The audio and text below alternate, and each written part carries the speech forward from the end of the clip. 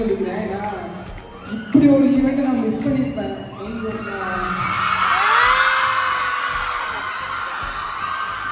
இது வரைக்கும் என் லைஃப்பில் இந்த மாதிரி சீரம் எனக்கு கிடைச்சதே இல்லை.